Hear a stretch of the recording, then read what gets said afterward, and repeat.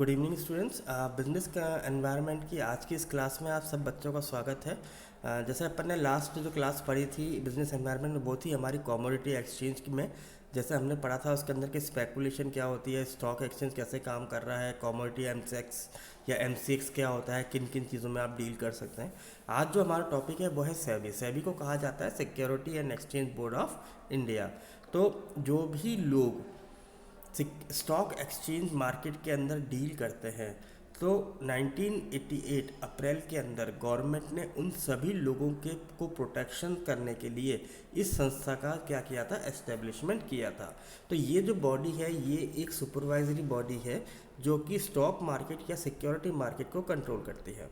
तो पहले जो सेबी थी वो कि उसका जो काम वो जो है वो एक एडमिनिस्ट्रेटिव बॉडी थी ऑफ फाइनेंशियल मिनिस्ट्री की। बाद में ये एक स्टैचुरी बॉडी बना दी गई और इसका जो सक्सेशन है वो क्या है कि ये इस 1992 के अंडर में ही इसको हमने क्या किया है, इसे रजिस्टर किया हुआ है। तो सेबी क्यों बनाया गया पहले हम ये समझते हैं।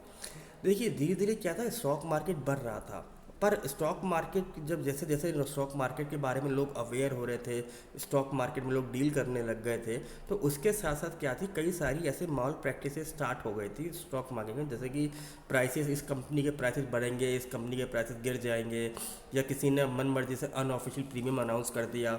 जब मन चाहे कोई नया शेयर इशू हो रहा है इसकी एक खबर उड़ा दी गई, या फिर जो रूल्स सरकार ने बनाए थे स्टॉक मार्केट के सेबी ने वो डिमोलिश किए जा रहे थे या वायलेशन किया जा रहा था उन लोगों का। तो वहाँ पे एक ऐसी बॉडी की रिक्वायरमेंट थी जो कि इन सब चीज़ों को रोक सके, इन पर कंट्रोल कर सके। तो ये क्या था कि कस्टमर्स भी बेसिकली क्या था, अपना कॉन्फिडेंस खोते थे कि क्योंकि स्टॉक मार्केट में क्या था कि लोग बहुत जल्दी र्यूमर्स फैल जाया करता था। तो ये माल प्रैक्टिस की वजह से कई कंज्यूमर्स को नुकसान होता था बहुत मनी का। तो इसलिए गवर्नमेंट ने इस चीज़ के लिए एक बॉडी बनाई जो कि इन सब चीज़ों को क्या करेगी, कंट्रोल करेगी। तो उस बॉडी का नाम था सेबी। तो सेबी का अगर हम रोल या पर्पस की बात करें, सबसे पहले क्या है कि इशूअर कि for issuer it provide a market place. जो लोग मार्केट से में पैसा इशू करना चाहते हैं, मार्केट से पैसा रेज करना चाहते हैं, उनके लिए एक प्लेटफॉर्म देना, एक ऐसा मार्केट देना जहाँ पर वो इजीली अपने फंड्स को रेज कर सकें। ऐसे ही होता है दूसरा इन्वेस्टर्स। इन्वेस्टर्स की अगर हम बात करें, जो लोग मार्केट में पैसा लगा रहे हैं, दूसरी कंपनीज के शेयर्स को परचेज कर रहे हैं, उनको भी प्रोटेक्शन देना और उनको करेक्ट और एक्यूरेट इन्फॉर्मेशन प्रोवाइड हो सके। ऐसे ही जो इंटरमीडियरीज थे जो कि इस मार्केट में डील कर रहे थे, उनको भी क्या करना है, एक हेल्दी कॉम्पिटिटिव एनवायरनमेंट देना, एक प्रोफेशनल मार्केट वहाँ पे एस्टेब्लिश करना।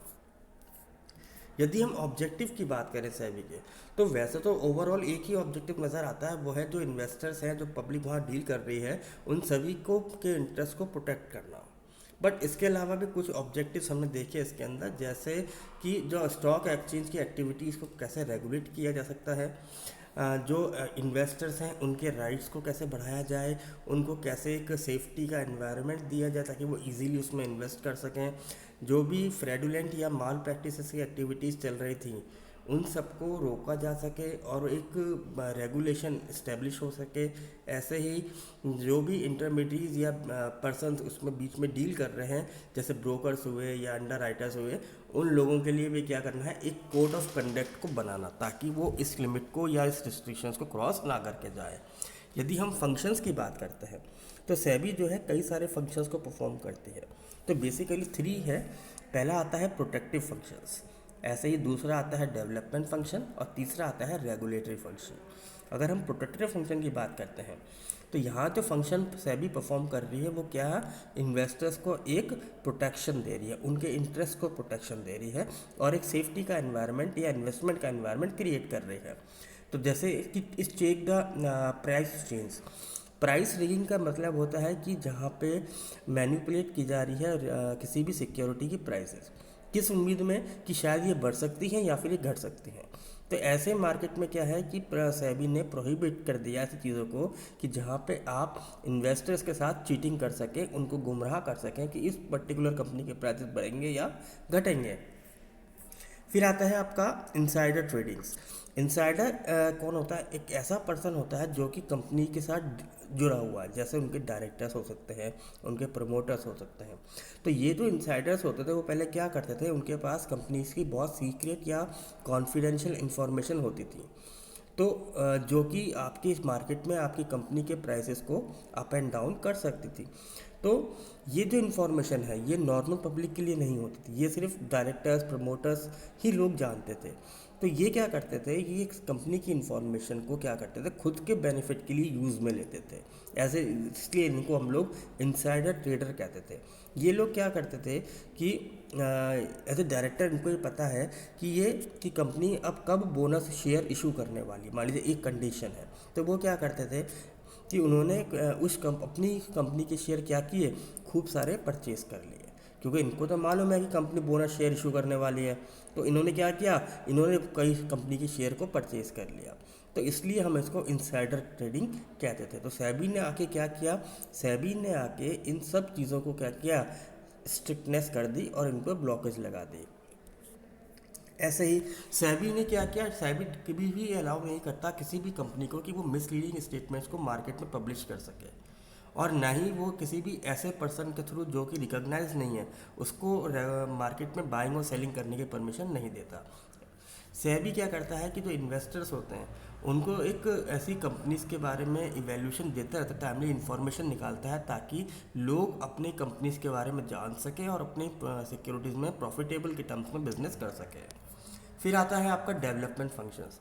ये जो फंक्शंस हैं सेबी के, वो क्या है कि स्टॉक मार्केट या स्टॉक एक्सचेंज को किस तरह से डेवलप कराया जाए और बिजनेस के भी डेवलप हो। तो इसके लिए सर जो सेबी ने क्या किया है कि जो भी लोग हैं जो स्टॉक एक्सचेंज में डील करते हैं, जिसे हम लोग इंटरमीडिएट्स कहते हैं, उनकी ट्रेनिंग का बंदोबस्त कराया। ऐसे ही स्टॉक मार्केट या स्टॉक एक्सचेंज के अंदर एक्टिविटीज़ ज़्यादा से ज़्यादा प्रमोट हो, पर वहाँ पे उन्होंने क्या किया, कुछ फ्लेक्सिबल पॉलिसीज़ को अप्रोच किया। जैसे कि सेबी ने ये परमिट किया कि आप इंटरनेट के थ्रू अगर ऑनलाइन ट्रेडिंग करना चाह रहे हैं तो वो सिर्फ एक रजिस्टर्ड स्टॉक ब्रोकर के थ्रू ही कर सकते हैं। अगर आपके पास अंडर राइटिंग ऑप्शनल है तो उसमें आपकी कॉस्ट ऑफ इशू को भी इन्होंने बचा लिया। ऐसे ही जब आप किसी नई कंपनी अपनी शेयर्स को इशू करेगी तो उसको पहले स्टॉक एक्सचेंज से परमिशन लेनी पड़ेगी। ऐसे ही यदि हम बात करें रेगुलेटरी फंक्शंस की, तो ये वो फंक्शंस है सेबी के जो कि बिजनेस को रेगुलेट करने के लिए काम में आते हैं। तो यहाँ जो उनके फंक्शंस है वो क्या है कि सेबी ने कुछ फ्रेम और रूल्स और रेगुलेशंस को फ्रेम किया है, कुछ कोड ऑफ कंडक्ट्स को बनाया है जो कि इंटरमीडिएट जैसे मर्चेंट, बैंकर्स, ब्रोकर्स और अंडर राइटर्स के लिए, ताकि वो बिजनेस में ज़्यादा क्या करें तो उनको प्रॉब्लम ना होने दें। ऐसे जो इंटरमीडिएट्स हैं जो कि इस रेगुलेशन के अंदर आते हैं, उनको क्या किया है कि थोड़ा सा इनको रेस्ट्रिक्टिव किया है। ऐसे ही सेबी ने जब registers and regulate the working of stock broker, जो भी ब्रोकर्स काम कर रहे हैं उनके लिए कुछ रूल्स एंड रेगुलेशन बनाए हैं, सब ब्रोकर्स के लिए रूल्स एंड रेगुलेशन बनाए हैं, शेयर ट्रांसफ़र करने के रूल्स हैं, एजेंट कौन होगा, ट्रस्टीज़ के, मर्चेंट बैंकर्स के, और वो सभी लोग जो स्टॉक एक्सचेंज में रिलेट करते हैं कैसे ना कैसे, उन सभी के लिए सेबी ने कुछ ना कोई रूल बना रखा है। ऐसे ही म्यूचुअल फंड्स की वर्किंग पे भी सेबी ने रूल बना रखा है।